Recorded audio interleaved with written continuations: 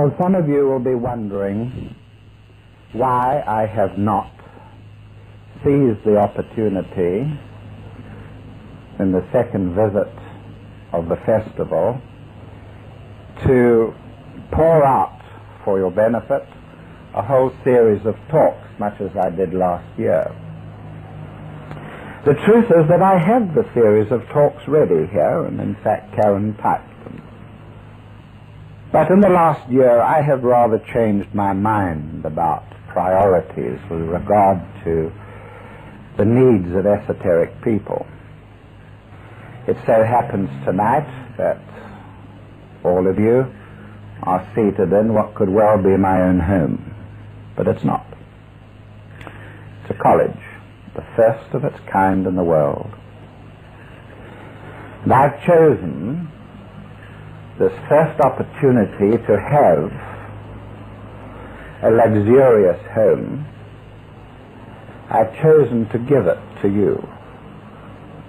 I haven't had much luxury in my life, and many say that I have worked hard enough to be entitled to it. I live in rather a more austere place than this one. And indeed, inviting you here is not only an experiment in human relationships, but it certainly is also an experiment in spiritual relationships. The way that we have put this college together is one in which, when you enter the front door of Cleargate, which means gateway to light, you ask by the nature of your wealth. There's not much wealth. There's a lot of color. And our walls have murals on them which have been done by hand for us at great expense. And indeed, everything that is here has been laid on for your benefit. Some of those who have served you here in the last 2 weeks are far superior to you spiritually. They are, in esoteric parlance, your elder brothers or sisters. Certainly some of them are not as spiritual as you are. And indeed it is not part of anybody's work to walk around assessing the degree of spirituality of people. Those were the old days which, thank heavens, have gone. The days of 50 years ago, when people were wired and telegraphed that they had had an initiation the night before and all that sort of nonsense. The reason why I have not given the vast amount of material that I intended to was that I felt that all of you needed to imbibe some of the atmosphere of this group here, and rather to learn to adjust yourselves to each other's needs and sacrifices. It's something of a sacrifice for me to come and talk to you tonight. And I'm not being conceited. It's because that I slipped a disc the day before yesterday cutting books on a big guillotine, a job that should be done by a man half my age. But I calculated that the 2 young men we did send were needed by you. They needed a holiday too and a break from their chores.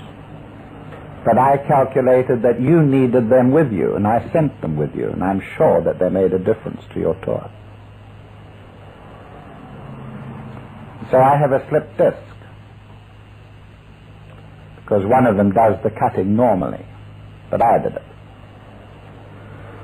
And that's the sort of thing I'm trying to point out to you. I don't want to give you all a guilty conscience. Far from it. But I want you to know that when you put together something like this, a very rare experiment, it's not easy. It's not easy at all. And one of the easiest things in the world to do is to get up for me especially, to get up and just talk over your heads and fulfill my duty to you that way. But I don't. What I've tried to do in my life, all over Ohio,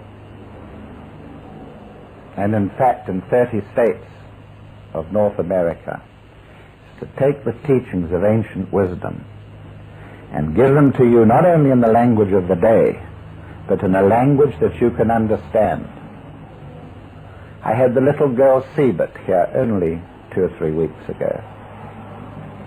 And she was telling me how she was so gripped by the astrology class, the esoteric astrology class that we had in Columbus, that she rushed home to tell somebody whose opinion she valued very greatly all about this astrology class.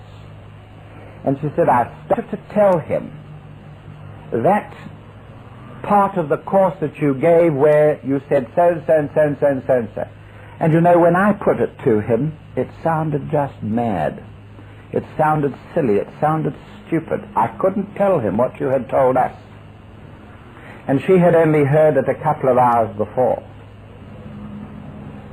We take a lot for granted, just as I needed a person who was with you in Greece to cut the books.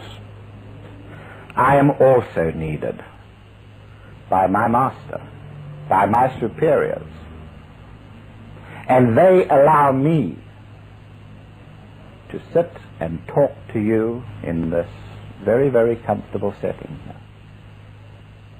And wherever you go, back in your homes in North America, I think you will find it very difficult to obtain as personal a relationship with an ashram as you have got here, and at the same time to get access to the wisdom of the ages. The great pity, as I've often said with Americans, is that they are highly attuned to spiritual things. They've been brought up usually with a religious background,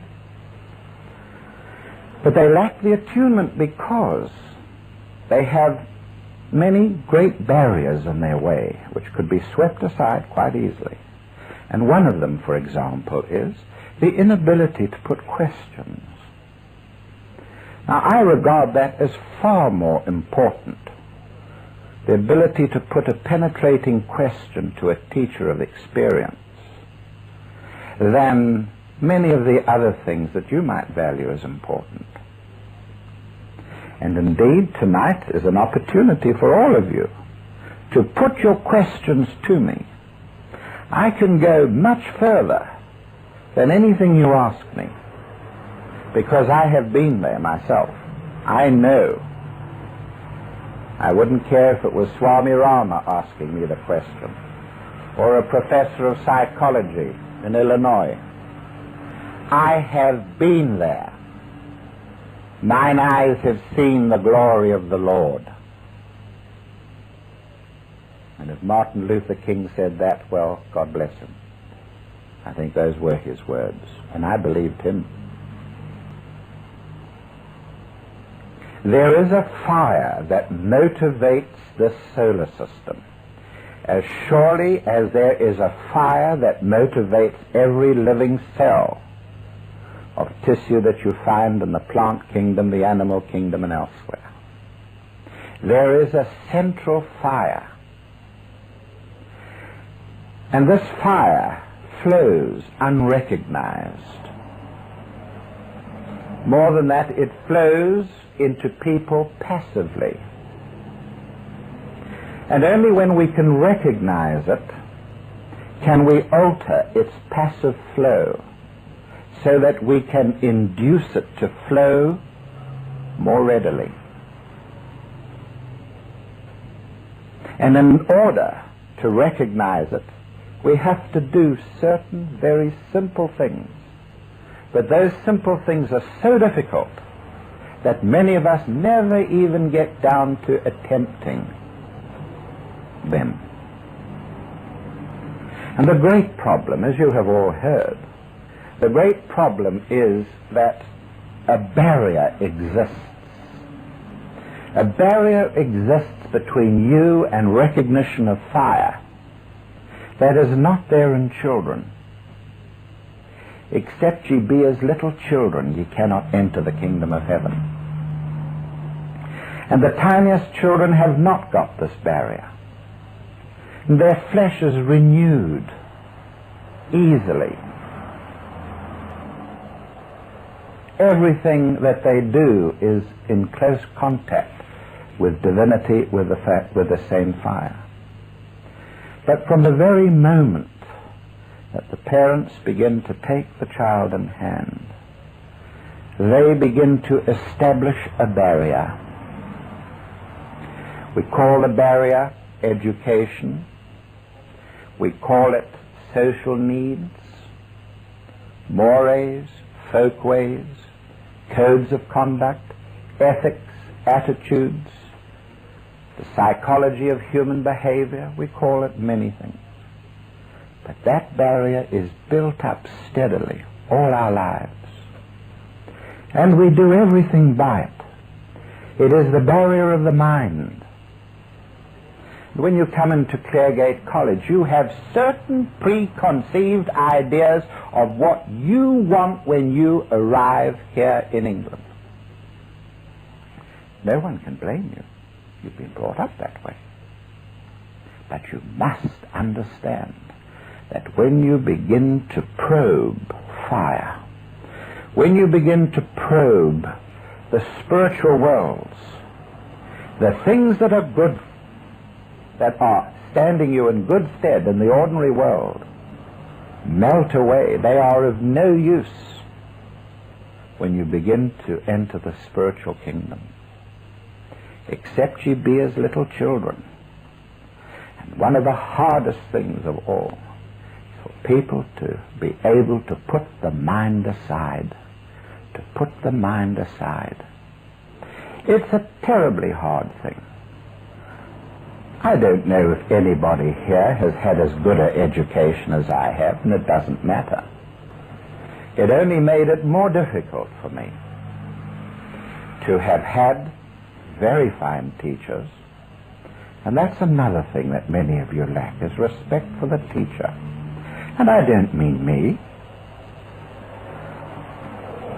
All my life I have had to learn to respect my teachers. I speak the English language impeccably because of a lovely woman, Professor Elizabeth Snedden, my English teacher, who gave me 5 years of her life and what I have. Great respect for her. The ability to take the most abstruse subjects that exist and put them into an English, a language for you. I have to thank her for it. I've had many such teachers. And one thing I have learnt to understand is this, that when you are ready, the teacher appears. And so many people just think that this is kismet. That on a certain date at a certain time you're going to meet your teacher. Doesn't mean that at all. When you are ready, the teacher appears. And so many become ready, the teacher appears, and they lose the teacher. Lose access to him. Because they don't know how to conduct themselves. First of all, there is no piety. There is no reverence and respect for a teacher in the sense that I have learnt to use it. Professor Elizabeth Snedden.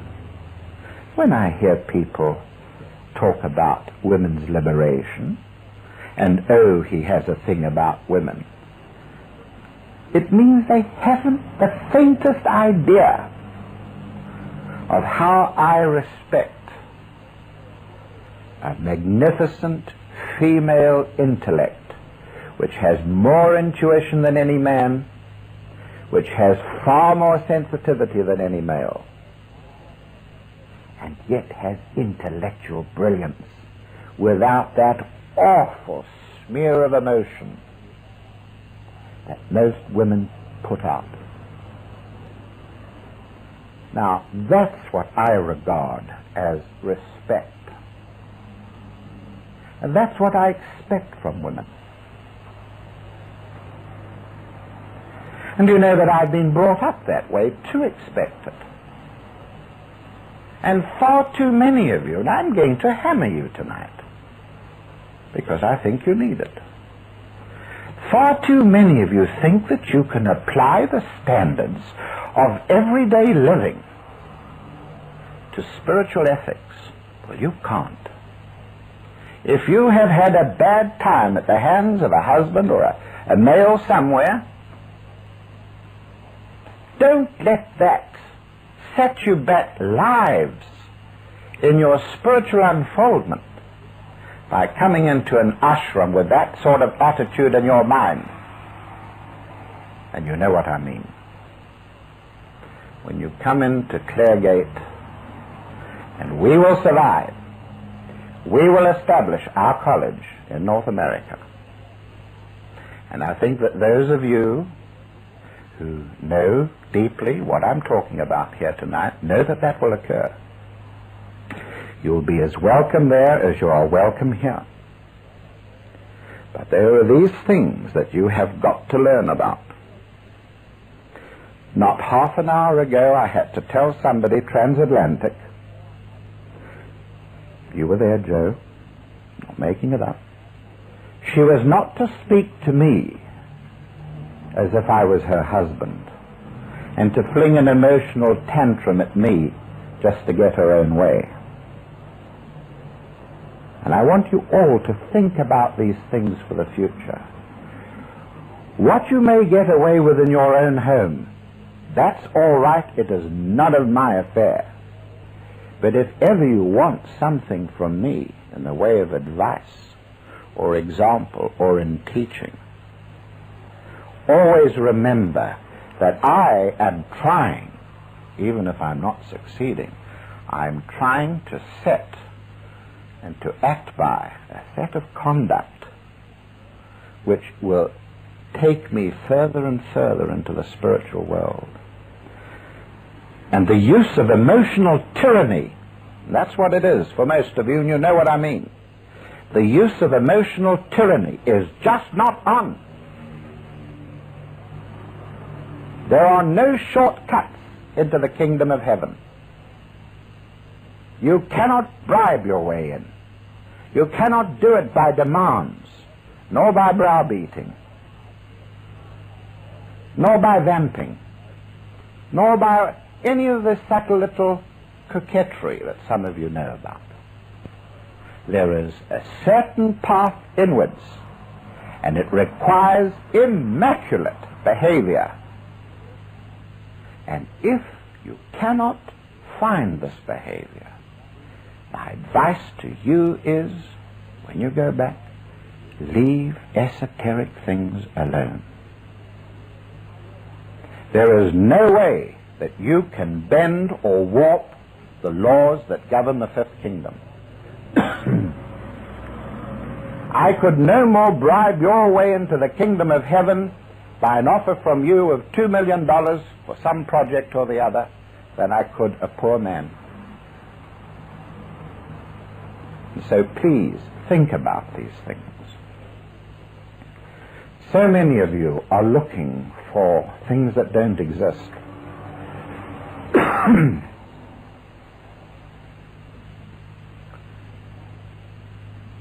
What has to be done is to take the things that do exist in your life and change them. I've said it many times. Spiritual integrity, spirituality itself, is the effort put into changing the consciousness of those around you, and including your own. That's spirituality, and it's in nearly every book that I've ever written. And that is what is required of you, to change. Thank you.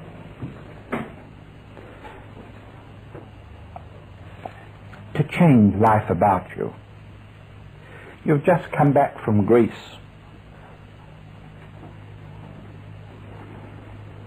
A man walked the very paving stones that you walked in Athens and up on the Parthenon. His name was Socrates. He was given the task of changing the climate of thinking in the most advanced city-state in all the world. A hopeless task. He did not use the written word. He merely spoke, and he spoke to everybody and anybody that was near him. And it was a city-state. You could meet the famous, or you could meet the humblest in a morning walk. And then when his life was taken from him by that same city-state, by a group who were jealous of him, and the Delphic oracle had proclaimed that he was the wisest man in all the land, and yet they still hounded him to his death. And his friends begged him, go into exile. He had a daemon. He had a voice, an inner voice, that he used to consult.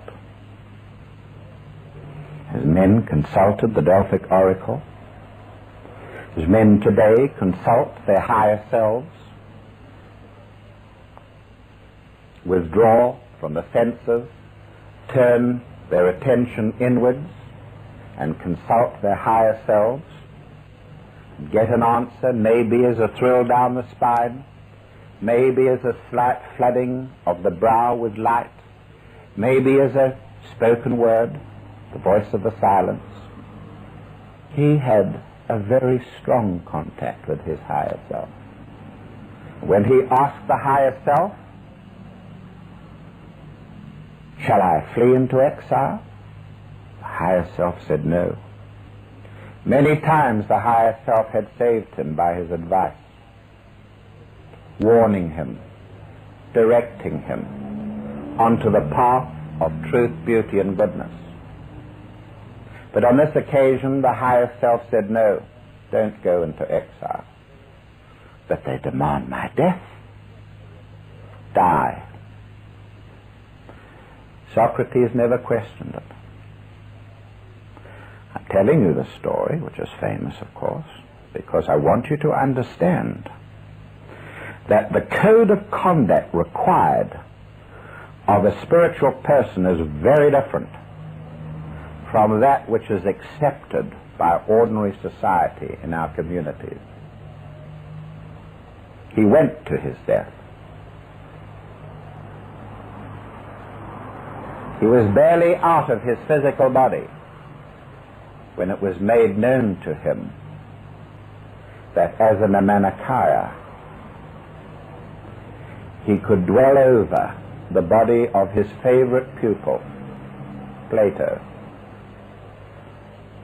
And he found that as he grew closer to Plato, that Plato could even mouth his words. And he found that through him, an even higher being than his daemon was beginning to function. And so this death that he had deliberately accepted, chosen, and hadn't gone into exile to avoid, was a great gift to him. And so the world was given Plato. You have just been to the land of Plato. And today the world is grateful to Greece, not for its Doric columns, we hardly use them today, more's a pity.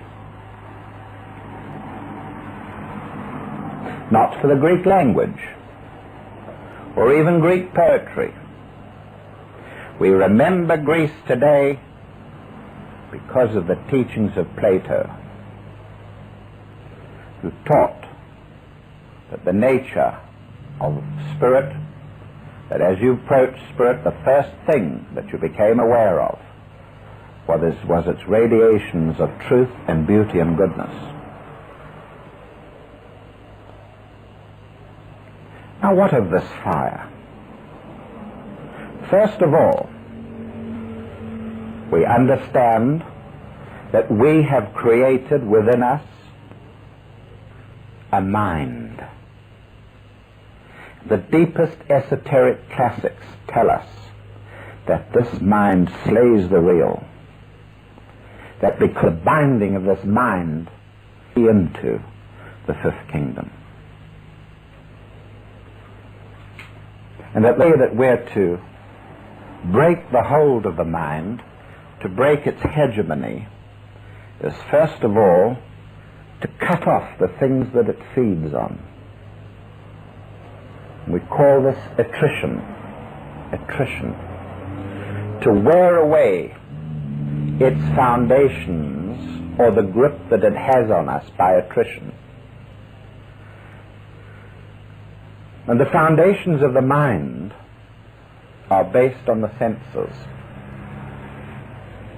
What we see, what we hear, what we taste, what we feel, what we smell. These are the first things that the child becomes aware of when he has no mind. When he has access to pure fire that regenerates his tissue, that makes him as healthy as a newborn babe, we say. But only as the senses begin to function, as the nervous system begins to mature and coordinates the senses to the brain, then there is established this mind. And the appetites begin to flow. The fire begins to flow in two directions. There is the fire that enters through the base of his spine and flows up as far as the solar plexus chakra and supplies us with libidinous energies, the instinctual energies which we call desire, which give us our drives. But always there are higher energies there, not called upon by the child at first, but they're there. The glorious energy of will is there. When we call on will, it comes down. Emotion surges up. And so we begin to understand that fire manifests in two ways. One, from an electrode centered in the sun, and the other through an electrode centered in the center of the earth. And man is a meeting ground for these two fires. In the cell we call the earthly fire the metabolic fire, the fire of metabolism in the cytoplasm of the cell that's burning glucose and producing the wherewithal by which the cell can live. But deep within the nucleus of the cell, of man and of the tiny cell, there is an inpouring of the divine fire, which is an outstation of the sun itself. And just as the cell is a meeting place of these two, man is a meeting place for them. On his spine, the two great electrodes meet. And you and I have to learn to open ourselves to this central fire. Make out of ourselves a holy grail, a catchment area. And when that fire comes to us, long before we've heard about the esoteric, long before we even know about the existence of the fire at all, it comes to us as muses. The Greeks called them the Muses 9. and the graces 3 that visited artists and sculptors and gave them the capacity to produce the art, a semblance of which you yourselves have seen only in the last few days. And the Greeks paid tribute to the expressions of this holy fire that made their civilization a staggeringly beautiful one, the glory of Greece. And right down through the ages, the great poets have paid tribute to something which they called the Muses. Other names were given to it by other cultures. Something was given to them. And when they were receiving it, they were in a state of grace. They were filled with fire. A Joan of Arc leading the demoralized French forces to victory in a state of grace, flooded with this fire. Now, it is basic to Claregate that we teach a method of approaching the fire. And once the fire is apprehended, of taking the fire and learning to control it, not in the conceited sense, but in the sense of being able to hold it, to have it, allow it to be sustained as it flows through you. And then we teach how it can be directed to those who need it. So that a person, normally an esoteric healer who goes into a hospital and does his best in that hospital, is as nothing compared to the person who has the fire flowing through him and who can direct it from the quiet of his own bedroom to anything that he can visualize. Any person, anything that he can visualize. And that is unique, ladies and gentlemen. I know it is unique because I have grappled with this fire just about all my life, if I count the years in which I was sensing it and didn't recognize it, until 1951, when that fire flowed through me like a torrent. And since then, 28 years, I've had to learn to grapple with it.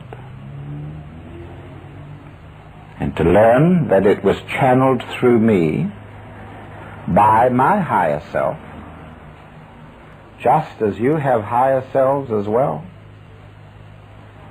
If you have lived only 2 lives on this planet, you have a higher self, because you have left something behind in each life.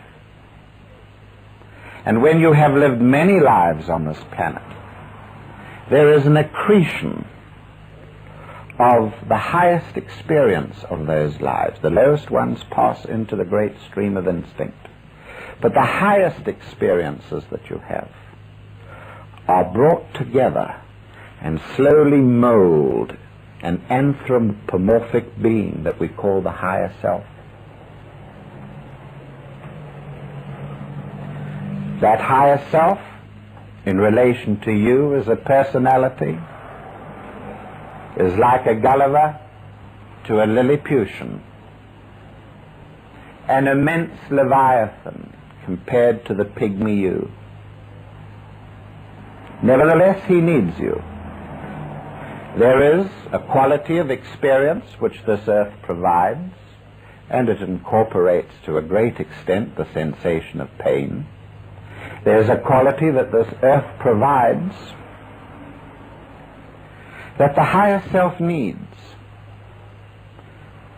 to experience it through an organ of his, which we call the human personality.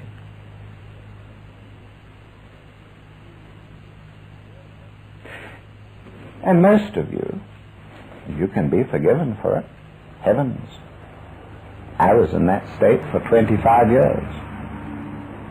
Most of you believe that that great Gulliver, that enormous macrocosmic being of which you are a fragment, is going to obey your sort of law, your sort of standard, your sort of behavior, your sort of requirements, attitudes, codes of conduct, ethics. Well, you can be sure from me that it will do nothing of the sort. When you are ready, the teacher appears. You have to make yourselves ready.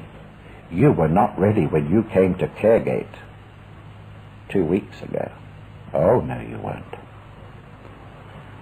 Would that we had all of you for another 10 days, because I can sense tonight that most of you are ready. You have a feeling of piety now that you hadn't got when you walked in our front door. It's not been because of me, or even for the great services that our staff have rendered you. It's because you have gone to Greece. And it doesn't have to be Greece. It can be the glory of the Lake District, where our romantic poets gave our language such depth and culture and beauty. It could equally be there, but you've had an experience. What if you had an experience of fire? And I can't say that I can give you this for sure. I know that it is given to those who follow very carefully the disciplines required in order to enter the fifth kingdom. I know that sometimes when I have begged, fire has been given. And I know that sometimes when I have begged, it has not been given. And for reasons that I found out years later. But if you had that experience of fire, your week in Greece would be as nothing compared with what it would do to you. But you have had this experience of Greece. And you begin to understand now why I wanted you to go there. I wanted you to have at first hand a glimpse of what can happen when the fire of divinity is thrust through a whole civilization. Even though it was a tiny fragment of a subrace that came down from the north, from northern Europe. When the fire is thrust through it, it produced that magnificence, just as it was later turned away from Greece and thrust through Rome.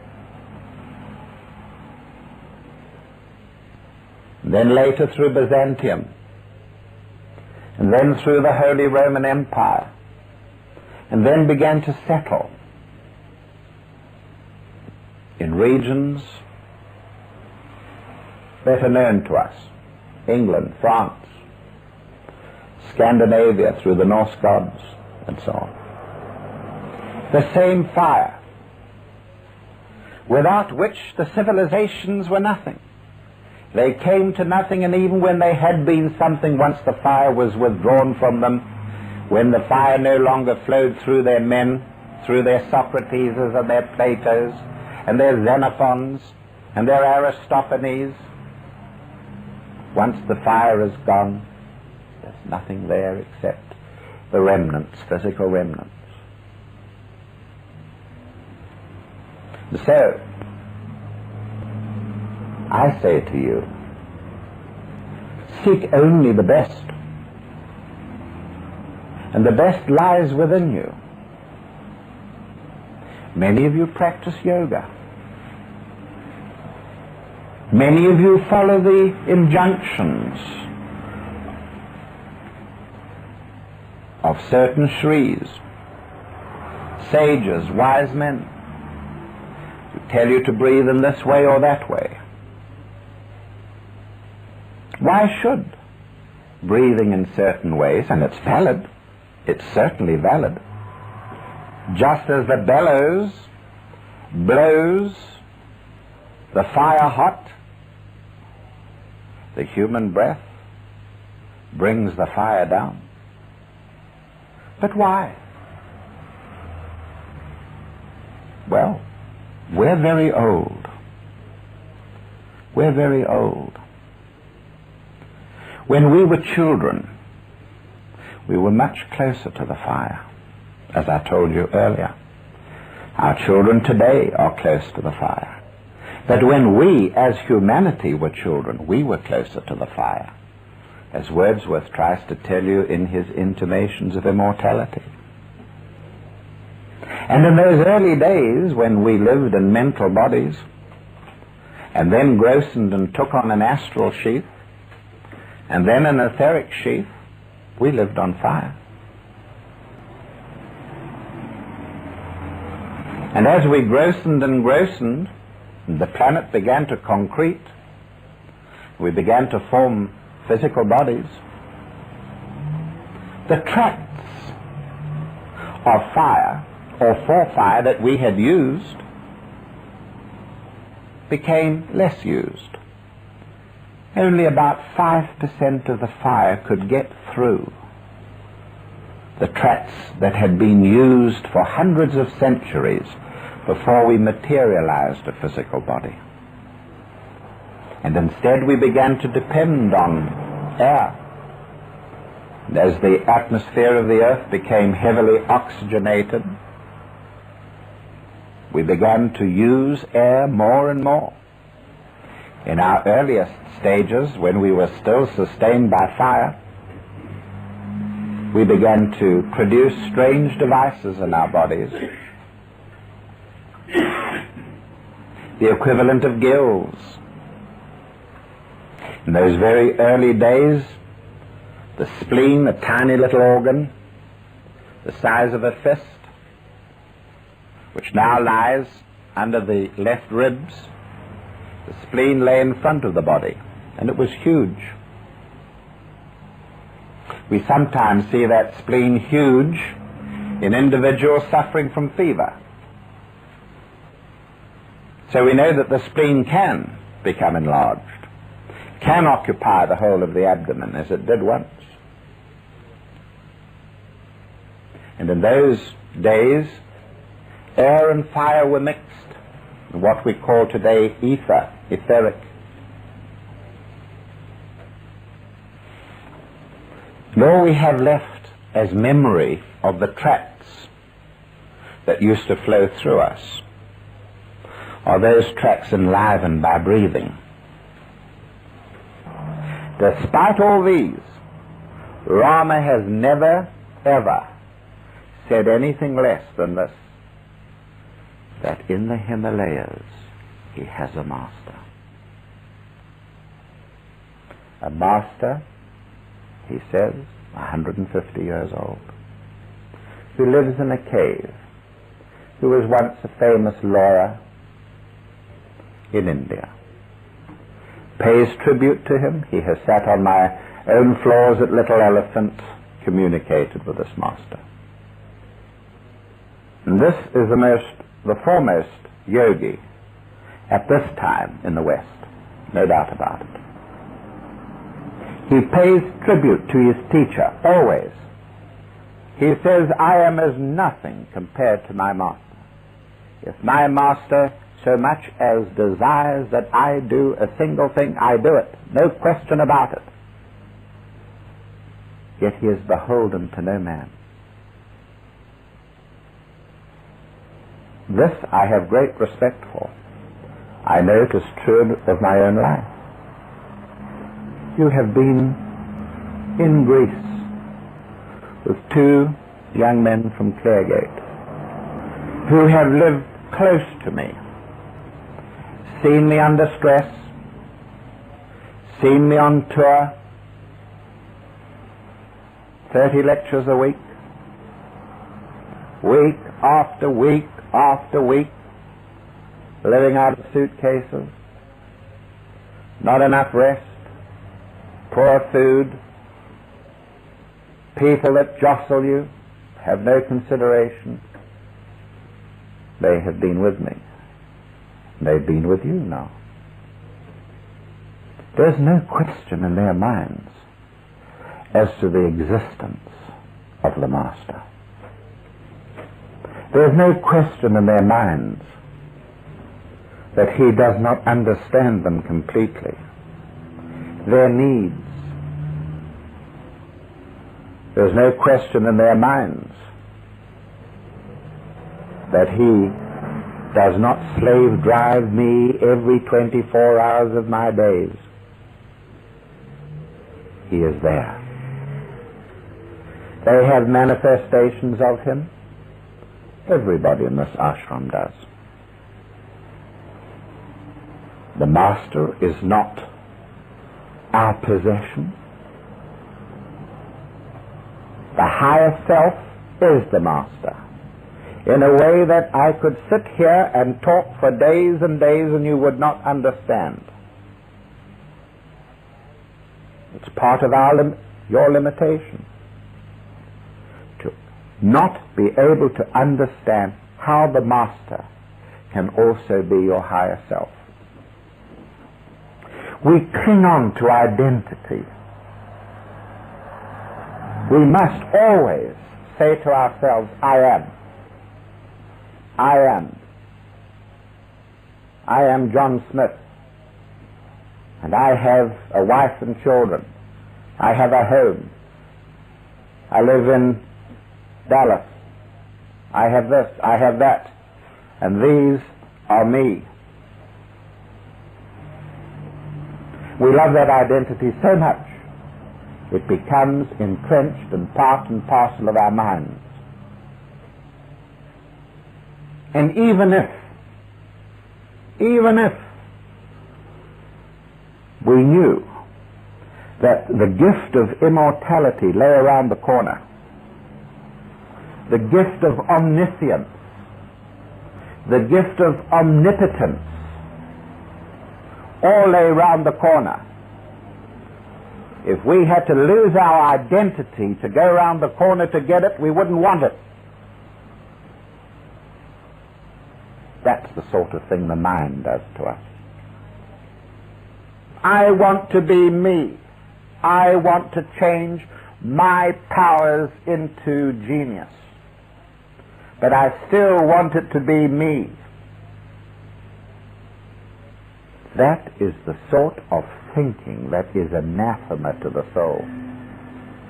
It's clinging on to the concept of I am, when we should all be saying, I am that. This is only a manifestation of that.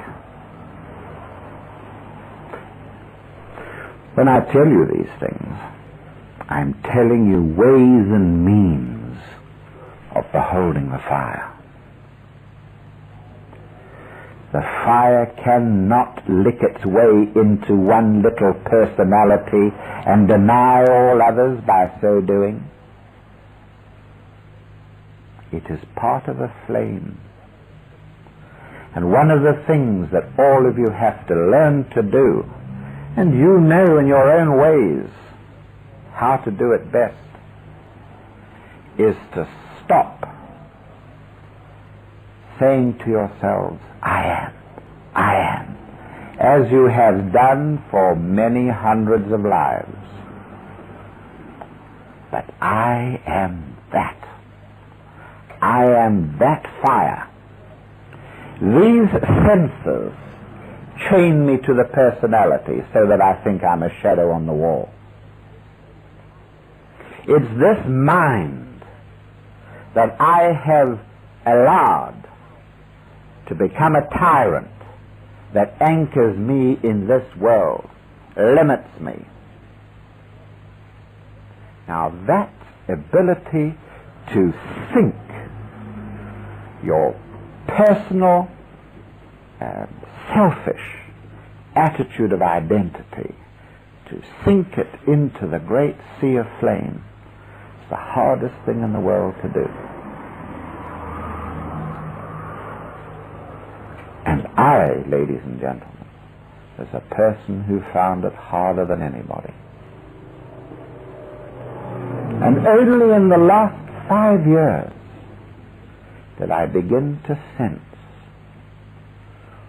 why I had to lose my identity. Only in the last 5 years. And do you know, even as I sit here now, with this certain knowledge that this is not the person that sat here 5 years ago, I have a sneaking feeling that I have only been given that knowledge about the greater identity so that I can teach it. Even that precious thing is given to me only because I can teach it to others. If I was to say to you that Douglas Baker no longer sits in the seat, it would be an impossible consideration for you to make. And yet, you know, science shows that it is possible. According to science, not one atom, not one molecule of the bodies that you possess at this moment will you have in 5 years' time. Every single particle of your body is replaced. Even the calcium in your bones is removed and replaced by new atoms. And they fall into the same matrix, to the same shape. But what if the higher self drew closer to you? Would he be content that you should have those same atoms? No, he would not. Nor is he.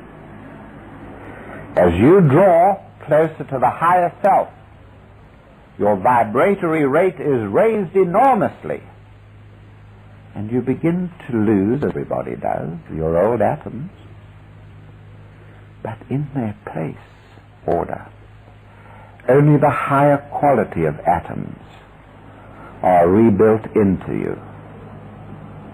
And slowly but surely, the atoms built into your physical body, your etheric body, your astral body, and your mental, to say nothing of your spiritual bodies, are built in according to his vibratory rate, not your personality. It is something that seems to have escaped the esoteric world.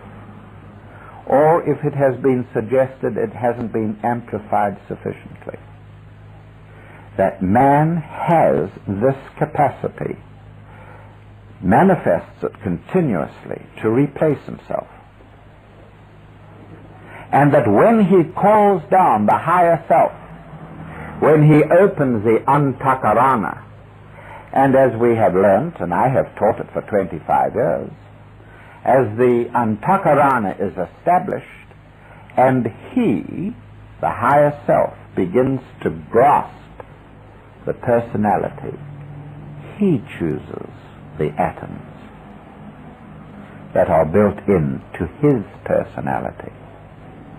And if the personality is so independent as to say, I want to be what I am, I'd like my soul to help me, I'd like to have a few masters constantly feeding me with wisdom and a bit of omnipotence now and again when I want it, just so long as I can hold on to my home, just so long as I can have my money and the little things that we all like to keep.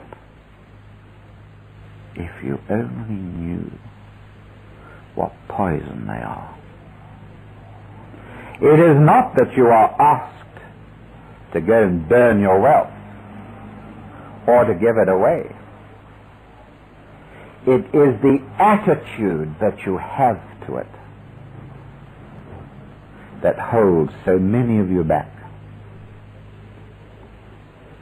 It is only when you can honestly say, I have taken myself entirely, body and soul, mind and spirit. I have taken everything that I have, and I give it to you, my soul, my higher self,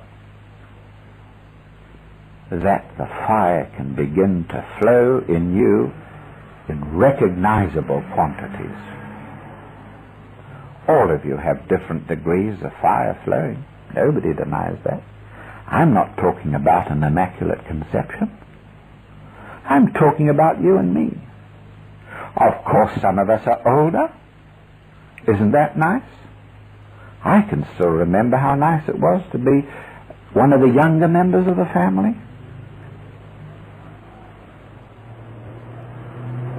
It's a very lovely thing that you and I have, and that is the knowledge of the existence of the Masters. But you stop short.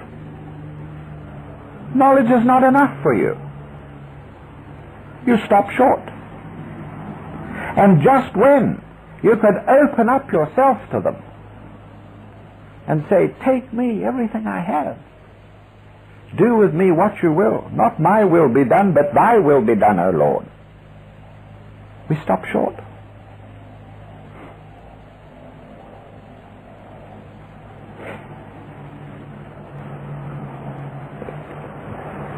What they can't do for you. If you were to come to me with a problem, I could write it down, only because it's easier this way, but I could just as easily put it to him. I could write the question or the problem down, and he could flood me with enough, if it was relevant, important enough material to fill 2 or 3 chapters of the book. You have this. You have it. There is no esoteric teaching that you have to learn wisdom. There's no such teaching. You unveil it. Wisdom is there. Now, I'm not saying that each person has a soul, has a monad, and a master. I'm not saying that. I'm saying to hell with worrying about it. I'm saying open yourselves up to the higher self. And you know what the higher self is clothed in? Perfect truth. And you get to it as best you can by trying to express truth. If you hold back on something, if you conceal something, you have no access. You can't lie to yourselves. Nobody cheats at patience with any brains. You don't hold anything back from the Master, or lie to him, or conceal from him. It's all truth, pure, simple truth. Beauty, you can only express beauty in the best way possible. You've come back from Greece. You have a better idea of beauty than when you went. Now go out into the world and express it. Expressing beauty and truth means it comes closer and closer and closer. It doesn't count the mistakes you make. We all make mistakes. It is as you express truth, more and more and more, even though it's tearing you to pieces, even though it's losing you your friends, losing you your family. Express it. And beauty in everything that you can possibly manifest. And goodness. 3 things. And all you are doing is drawing the higher self closer and closer to you. It needs a little time. And as he floods you with his energy, and the fire begins to flow through you, in glorious torrents. The sacred wine, as expressed in the Rubaiyat of Omar Khayyam, so that you are flushed with it, so that depression becomes an impossibility in your life. The more you express truth, beauty, and goodness, the more the fire will flow through you, the higher the quality of atoms will be rebuilt into you. So you can say, that which I am now is not what I was 5 years ago, literally. I am that. And then eventually, when he completely takes control, takes command, you know the glory of the meaning. I am that. I am. There always remains an unknown part of us. After the soul, after the master, after the higher self has taken possession of the lower self, there is still the monad, the spark of the divine flame itself. We must ask ourselves, what is our next step? Ever since I was a little boy, there's been one great peculiarity about my life. And it was this. I seemed always to be living in stages. Now it hadn't, I'm sure many of you had this experience, to have the sensation that I was coming to the end of a phase in my life and that a new one was about to begin. And it could even be tomorrow. I try and use that by encouraging people to terminate their old lives. And they come for a spiritual interview with me. I say to them, right, tomorrow, next day, you set the day, you start it with your spiritual diary, you make an affirmation to yourself each day, how am I manifesting truth, beauty, and goodness? And record them in your diary. Phases. I remember at 10 o'clock at night on the 23rd of October 1942, standing on the battlefield at El Alamein. I remember looking behind me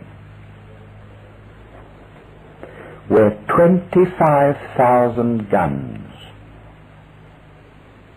in a long line 6 miles began to fire.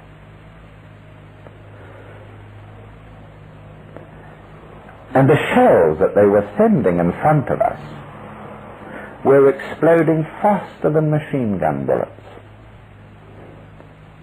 It was the night of the full moon. And I remember standing there, as everyone was, shocked, amazed, at this sea of exploding shells in front of us, our barrage. And I remember saying to myself, this is the end of a phase. I know that I'm going to walk out into that smoke, into that hell out there. And I know that it's going to begin a new phase in my life. And I knew it with absolute certainty. I had lived for the last 3 years in the most precarious circumstances. Britain hadn't won a battle. Never won a battle. We'd always lost. Everything seemed to have gone wrong. So bad that a group of us, South Africans, had decided that we would make our way back to South Africa, down the Nile, through the jungles of Central Africa, back that way, because we hadn't won a battle. We had no idea that we were going to win any. But that night, there was that sense, that absolute sense. And from that time on, ladies and gentlemen, I knew I had a higher self. And I knew that that higher self knew that that battle was the beginning of a series of victories that would terminate this intolerable, endless existence of blood and horror. Now, I can only tell you experiences from my own life, my own struggles. You have got to live through yours. And the beauty of it is that you need not move in blind ignorance. You can, from tomorrow, if you wish, start a new phase in your life and just be guided by the concept of the three things that the soul must have from you. Must. And it requires, because you are a miserable personality, a miserable fragment of a greater thing. This is what Christianity constantly emphasizes, the humble nature of the personality and the immense glory of that other thing. They don't do it very well, but that's what they're trying to say, and I emphasize this. You have in front of you a tremendous future, especially you, with the knowledge that is available to you, the teachings. Now the next steps that you take are up to you. I can tell you some of the important ones. Guarding of the thoughts. Learn, if you can't meditate, that's no crime. Learn to sit in silence and learn to watch your thoughts. A master can break through the thoughts if you are important enough to mankind. I no longer believe that the mind is an insuperable barrier that you yourself have to break, that you have to create the spaces between the mind, between thoughts. I can promise those who energize Claregate this. It's not much. I can promise you this, that if you make the attempt that I'm suggesting, that when the thoughts are spaced out somewhat and you are making the effort, it is possible for the master to break through and to reach you. How will you know when that is your thought and this one is his thought, when they follow in a stream? How will you know? It's the most precious information that I can give you. That as you sit and ponder, and if not meditating, at least pondering, how will you know when the high thoughts that you are struggling to maintain in the absence of no thought, how will you know which are yours and which are his? At first, you can't tell. But if you undertake what I have told you here, certain simple disciplines and attitudes, then the higher self will attempt to reach you. Certain thoughts will become more electrified. The pity is that a flash of electrification by fire of a thought has no sooner occurred that as you go to market, it's replaced with one of yours. Who has not had an experience? Why, I had a youngster with us on our last tour. Not psychic, never been. Fighting an incredible battle against a simple thing like smoking. And he had given it up. There were other things he was struggling at. We were driving along in a car. I think Gordon was with me, driving. Browning likes Gordon to drive, doesn't like me to drive.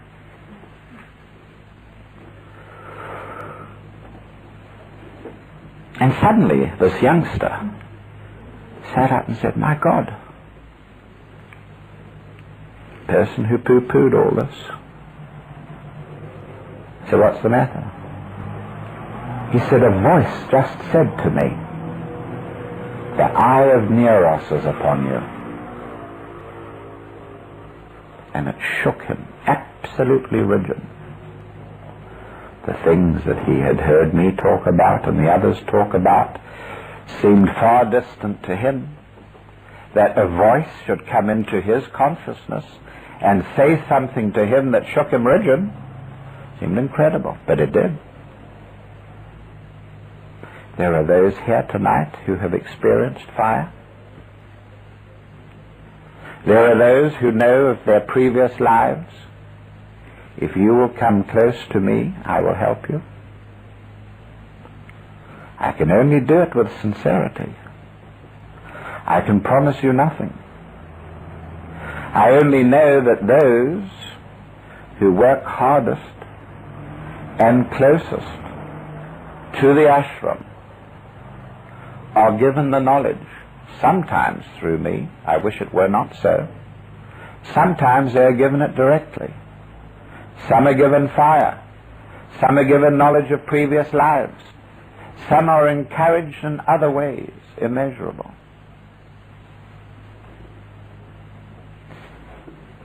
I would not be much use if I could not do that for those about me. They, in their turn, go out into the world and do the same. The time has come, the last 25 years of the century. If they don't do it now, they never will. And they are doing it. For so many of you, the presence of your own souls is imminent. It's as if you are sitting in a room like this one, and the soul is knocking at the door. I use my words carefully. Knocking.